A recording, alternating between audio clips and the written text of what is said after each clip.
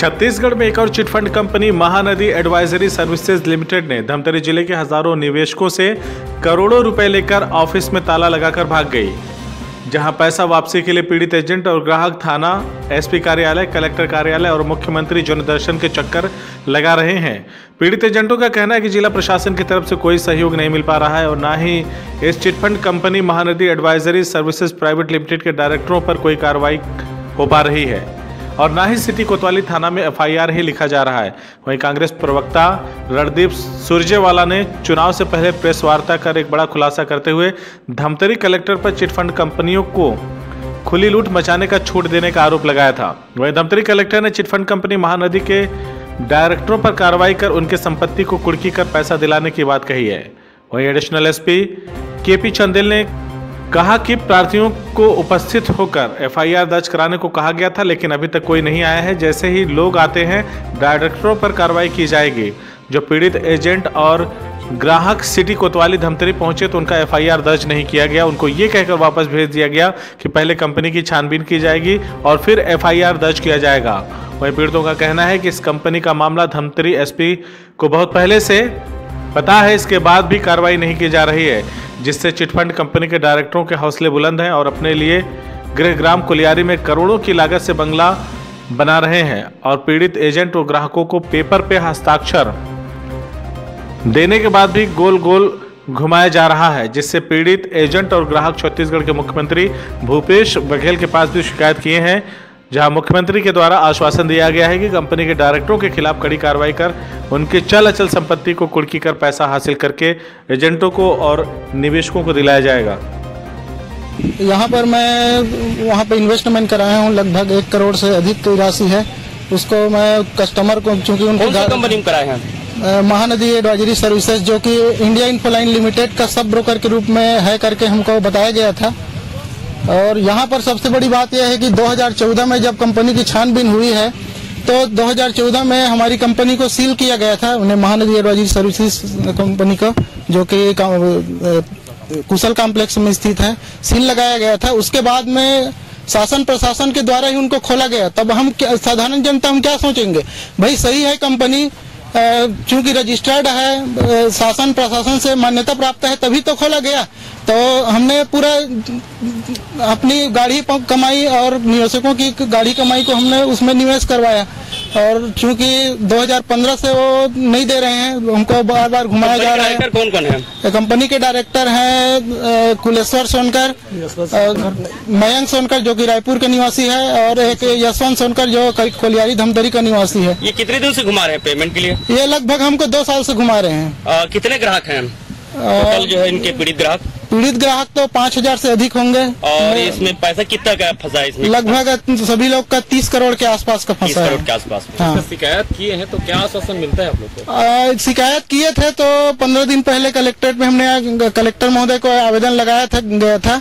उसके बाद में कार्रवाई कैसे नहीं हो रही है करके हम लोग यहाँ पे पता करने आए तो पता चला कि उन लोग बोलते हैं कि जो तीनों डायरेक्टर हैं उनका संपत्ति को हमारे पास लाओ, संपत्ति का जो भी ब्यौरा है उसको ऑनलाइन कहीं से भी निकलवा के लाए तो हम उनको कुर्क करवाएंगे, कुर्क कराने का आदेश करेंगे करके बताते हैं। लेकिन हम साधारण जनता हम उनका ब्यौरा कहाँ से देंगे? भाई उनका काम तो प्रशासन का है, उनके ऊपर कार्रवाई करे, उसको हिरासत में ले और कार्रवाई करके उनके जितना भी संपत्ति उनको कुर्क करके हमारे निवेशकों का पैसा वापस कराए। हम तो यही चाहते हैं। मतलब प्रशासन से आप लोग को सहयोग नहीं मिल पा रहा है? बिल्कुल भी सहयोग नहीं मिल पा रहा है। आप लोग क्या चाहते हैं इसमें और क्या कार्रवाई? हम यही चाहते हैं कि उनके ऊपर, डायरेक्टरों के ऊपर कड़ी से कड़ी कार्रवाई करते हुए हमारे निवेशकों की गाड़ी कमाई को वापस दिलाया जाए। हम लोग कलेक्ट्रेट में इसलिए आए हैं कि महानदी एडवाइजरी सर्विस लिमिटेड जो जिसका ब्रांच धमतरी में है था और जो चल रहा था, और यही अपने पास के धमतरी के पास के गांव कोलियारी से यशवंत सोनकर जी है, उनका कंपनी है करके हम लोग कंपनी के बारे में तो डर रहे थे, लेकिन एक क्षेत्रीय कंपनी है और यही लोकल कंपनी है करके उस पर विश्वास किए और हमने 50 लाख रुपये खुद की ज़मीन बेचकर, पैतृक संपत्ति को बेचकर वहाँ इन्वेस्ट कर दिया। अभी पैसे के लिए क्या बोलते हैं कंपनी के जो लोग हैं? पैसे के लिए वो बोल रहे हैं आज दूंगा कल दूंगा, ऐसे करके लगभग 3 साल से घुमा रहे हैं। पैसा नहीं मिलने से अभी क्या दिक्कत हो रहा है? पैसे नहीं मिलने से बहुत सारी दिक्कत हो रहा है। जैसे 2 साल पहले मेरे पिताजी का तबीयत बिगड़ा तो उस समय भी मैंने बहुत गिड़गिड़ाया कि पैसे की ज़रूरत है, मैं हॉस्पिटल में एडमिट किया हूँ करके, लेकिन उस समय भी एक पैसे नहीं दिए। तो आश्वासन पहले से दे रहा है और अब तक के पूरा नहीं आया, केवल झूठा आश्वासन दे रहा है। केवल झूठा आश्वासन दे रहा है। किसी पहुँचे इसीलिए वो हम डर भी नहीं रहा है, तो कार्रवाई चाहते हैं। तो शासन से गुहार है कि वो उस पर कार्रवाई करे और सभी निवेशकों का पैसा दिलवाए।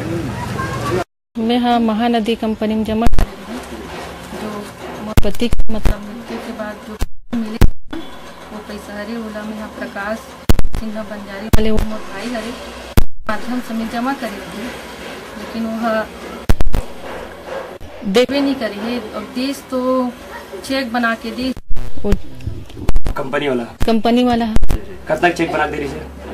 पहले 10,78,000 के दे रही थी, ओकर बाद बाउंस हो गया